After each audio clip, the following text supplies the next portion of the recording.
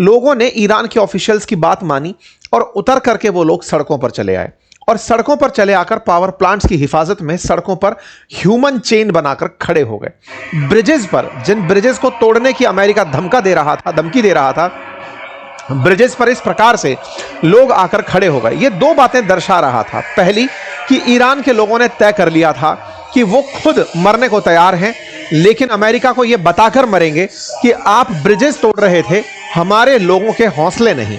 बस ईरान के लोगों के इस जज्बे ने अमेरिका और पूरी दुनिया के अंदर एक सोच भेज दी कि लोग पूरी तरह से आज वहां बैठी सत्ता के समर्थन में हैं।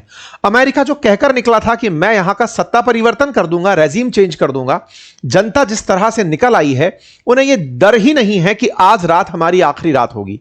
उन्हें यह डर ही नहीं है कि सिविलाइजेशन को अंत करने के नाम पर इन ब्रिजेस पर जब गोलियां चलेंगी, बम फैलाए जाएंगे, बम गिराए जाएंगे, तब हम भी इन बमों के साथ साथ खत्म हो जाएंगे।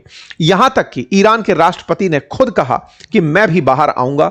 उन्होंने कहा कि लगभग 14 मिलियन लोग, लगभग 1.5 करोड़ लोग तैयार हो गए हैं जो पूरी तरह सड़कों पर निकलकर अपने संसाधनों की सुरक्षा के लिए बाहर निकलेंगे।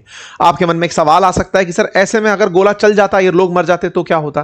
तब अमेरिका का बहुत ज्यादा दुनिया भर से विरोध होता कि दुनिया भर में जो देश अब तक चुप बैठे हैं, चाहे भारत हो, चाहे यूरोप के देश हो, चाहे चाइना हो, रशिया हो, जो इस युद्ध में प्रतिक्रिया नहीं दे रहे हैं, वो इस पर खुलेआम बाहर आते, क्योंकि आम नागरिकों को मारने की परमिशन इस दुनिया में किसी भी वॉर के अंदर नहीं दी गई है। ऐसे में भारत की तरफ से एडवाइजरी जारी की जाती है, अपने लोगों को सलाह दी जाती है कि भैया तुम लोग भी आकर के भीड़ में मत खड़े हो जाना, सलाह दी जाती है। यानी कि माहौल पूरे वर्ल्ड में बन चुका होता है कि गोला गिरेगा, बहुत दूर तक जाएगा। कुवैत ने रातों रात कर्फ्यू ऑर्डर कर दिया, मतलब दुनिया में इतना बहका माहौल था कल रात्रि का। ईरान ने अपनी तरफ से इस बात को सत्य मानते हुए भी कि अगर यह रात आखिरी रात होती है तो आप लोग क्या क्या करिएगा? आप लोग हमारे न्यूक्लियर पावर प्लांट्स को नुकसान पहुंचाएंगे, रेडिएशन लीक होंगी, रेडिएशन से नुकसान ना हो इसलिए लगभग 2.25 लाख लोगों को आयोडीन की टैबलेट बांट दी गई कि रेडिएशन शरीर को कम से कम नुकसान पहुंचाए।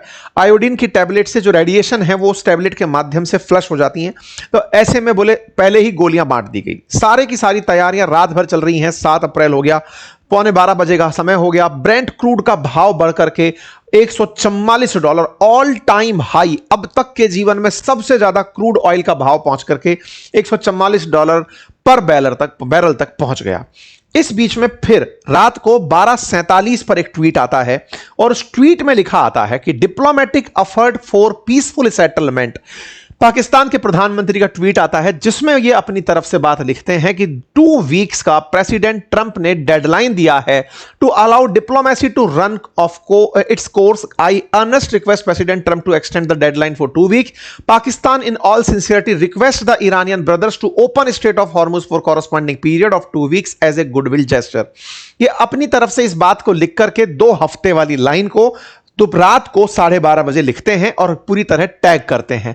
मतलब यह हुआ कि पाकिस्तान ने अपनी तरफ से अमेरिका और ईरान के लिए एक संदेश भेजा और उसमें कहा कि ट्रंप आप ईरान को 2 हफ्ते का समय दो, ईरान आप स्ट्रेट ऑफ हॉर्मुज को खोल दो 2 हफ्ते के लिए, यह हम आपसे रिक्वेस्ट करते हैं। यह पाकिस्तान का मैसेज था। सबको लगा कि पाकिस्तान ने मध्यस्थता की है, अमेरिका से रिक्वेस्ट की है कि आप शांत हो जाइए, ईरान से कहा है कि 2 हफ्ते मान जाओ भाई, 2 हफ्ते के लिए स्ट्रेट ऑफ हॉर्मुज खोल दो, और ऐसा कह के पाकिस्तान की तरफ से ट्वीट आता है। सबको लगता है कि पाकिस्तान कितना समझदार है, ट्वीट से शांति करा रहा है। लेकिन यहां पर एक मैसेज देखने वाला था और वो था मैसेज के नीचे लिखा हुआ लास्ट एडिटेड। इसका मतलब था कि ये जो मैसेज था जो यहां लिखा हुआ था ये एडिट किया गया है। एडिट का मतलब पहले कुछ और था, जैसे व्हाट्सएप में आप एडिट कर देते हैं थोड़ी देर बाद, ऐसे ही इस मैसेज को भी एडिट किया गया था, यानी कि ओरिजिनल संदेश कुछ और था। तो ओरिजिनल संदेश क्या था वो मैं पहले ही बता देता हूं, हालांकि बाद में फिर से डिटेल करेंगे। वो ओरिजिनल मैसेज ये था कि इसके ऊपर लिखा हुआ था draft message to Pakistan PM. इसका मतलब ये था कि ये जो संदेश आप पढ़ रहे हैं ये भी इस शहबाज शरीफ को किसी और ने लिख कर दिया था। किसी और ने मतलब पाकिस्तान पीएम बोल रहा है तो निश्चित ही पाकिस्तान से बाहर का कोई आदमी है, अर्थात इनकी पूरी टाइमलाइन को अमेरिका चला रहा था। यानी कि शहबाज शरीफ के ट्विटर हैंडल को अमेरिका ऑपरेट कर रहा था। वो दोनों तरफ से बैटिंग कर रहा था कि पाकिस्तान से थ्रू बुलवा करके कि वो हमसे रिक्वेस्ट कर रहा है इसलिए हम मान जा रहे हैं, तो वो दोनों तरफ से खेल अमेरिका रहा था। खैर कुछ भी हो, इस बीच में खबर बाहर निकल कर आती है न्यूयॉर्क टाइम्स के अंदर कि साहब डील हो गई है पाकिस्तान की मध्यस्थता से और चीन पीछे खड़ा रहा है। 2 हफ्ते के लिए अमेरिका और इजराइल तैयार हो गए हैं, ईरान तैयार हो गया है। ईरान ने कहा है कि स्ट्रेट ऑफ हॉर्मुज से सारी चीजें निकलने देगा और अमेरिका तैयार हुआ है कि ईरान की जो शर्तें हैं वो मान लेगा। कितनी शर्तें हैं? तो 10 शर्तें हैं, उन्हें मान लिया जाएगा। सुबह 5:15 बजे, 5:30 बजे हमला होना था, 5:15 बजे मैसेज आता है और इसमें लिखा आता है कि इफेक्टिव इमीडिएटली। क्या इफेक्टिव हो गया immediately? I am please to announce that Islamic Republic of Iran and USA along with their allies have agreed to an immediate ceasefire everywhere including Lebanon and elsewhere effective immediately. मतलब हम अभी की अभी तैयार हो गए हैं, including Lebanon के अंदर, हम लेबनान में भी सीज फायर कर रहे हैं और कहीं पर भी अगर सीज फायर की आवश्यकता होती है तो हम वहां पर इफेक्टिव सीज फायर की घोषणा करते हैं। तो लेबनान के साथ साथ ईरान में भी अब हमले अमेरिका और इजराइल नहीं करेंगे। यह बात इन्होंने इफेक्टिव इमीडिएटली कहकर के लिख दी और इन्होंने इस बात के लिए इस चर्चा को आगे बढ़ाते हुए कहा कि 10 अप्रैल को अमेरिका और ईरान के प्रतिनिधि पाकिस्तान में होंगे और अगली वार्ता के लिए तैयार होंगे और आपस में रास्ता निकालेंगे कि क्या कुछ चलेगा। इस बीच में जो सबसे इंपॉर्टेंट बात थी वो यही थी कि स्ट्रेट ऑफ हॉर्मुज को खोल दिया जाएगा, अमेरिका जो चाहता था उसे पूरा कर दिया जाएगा और साथ ही साथ यहां पर ईरान ने अमेरिका को 10 पॉइंट का एक प्लान भेजा है, उस प्लान को अब अमेरिका मान जाएगा। यह बात पता कहां से चली कि 10 पॉइंट का प्लान है? तो ट्रंप ने खुद इस ट्वीट को सुबह 4 बजे किया और कहा कि I hold off the destructive forces being sent tonight to Iran. मैं अपनी फोर्सेस को जो ईरान जाने वाली थी उन्हें रोकता हूं और उन्हें रोक करके इमीडिएटली कहता हूं कि आप रुकें और स्ट्रेट ऑफ हॉर्मुज को खुलने दें। मैं सस्पेंड करने के लिए तैयार हो गया हूं बॉम्बिंग की, अब मैं बॉम्ब नहीं गिराऊंगा, अटैक नहीं करूंगा अगले 2 हफ्ते तक ईरान के ऊपर और यह डबल साइडेड सीज फायर होगा। The reason for doing so is that we have already met and exceeded all military objectives. जो हम चाहते थे वो हम हमारा सारा मकसद पूरा कर चुके हैं। साथ ही साथ we received a 10-point proposal from Iran. हमें 10 सूत्रीय प्रपोजल मिला है ईरान की तरफ से and believe it is a workable basis on which to negotiate. और इसके ऊपर बातचीत की जा सकती है, ऐसा मैं मानता हूं। इसके साथ साथ 2 वीक का पीरियड दिया गया, 10 अप्रैल का समय डिसाइड हुआ, यानी परसों के दिन पाकिस्तान में अमेरिका और ईरान के प्रतिनिधि आएंगे और बातचीत करेंगे।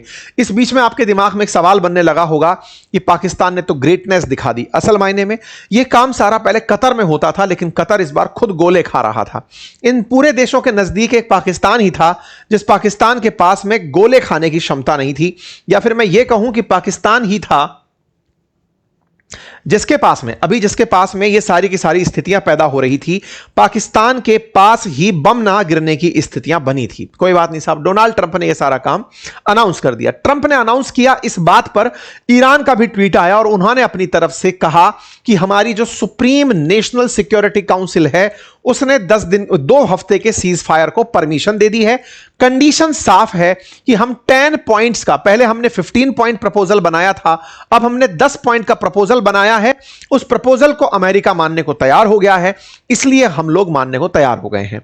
ये जो सैयद अब्बास अरागची जो कि विदेश मंत्री हैं ईरान के, इनके कहे हुए बयान को एज इट इज ट्रंप ने अपने द्वारा स्क्रीनशॉट लेकर ट्रुथ सोशल, जो अमेरिका के राष्ट्रपति का अपना सोशल मीडिया सिस्टम है, उस पर एज इट इज पोस्ट किया और कहा कि देखो ईरान वालों ने भी कह दिया है कि वो मान गए हैं, उनकी जो सुप्रीम लीडर काउंसिल है उसने इस बात को स्वीकार कर लिया है। अब सबके दिमाग में 2 चीजें चलने लगी कि शर्तें ईरान ने रखी, अमेरिका स्ट्रेट ऑफ हॉर्मुज खुलवाना चाहता था, शर्तें मानी गई अमेरिका के द्वारा। इसका मतलब जो शर्तें रखता है वो विजेता होता है। भाई विजेता ही तो शर्त रखता है ना कि तुमको अब ये शर्त दी जा रही है तब तुम्हें मारना छोड़ेंगे। तो ऐसे में ईरान ने शर्तें दी हैं अमेरिका को, तो इसका मतलब अमेरिका जीत गया। लेकिन अमेरिका के राष्ट्रपति का पीआर चलना चालू हुआ। कैरोलिना लेविट बाहर निकल कर आती हैं, वो कहती हैं वाह ट्रंप, आपने पहले ही कहा था मैं 40 दिन में युद्ध रोक दूंगा।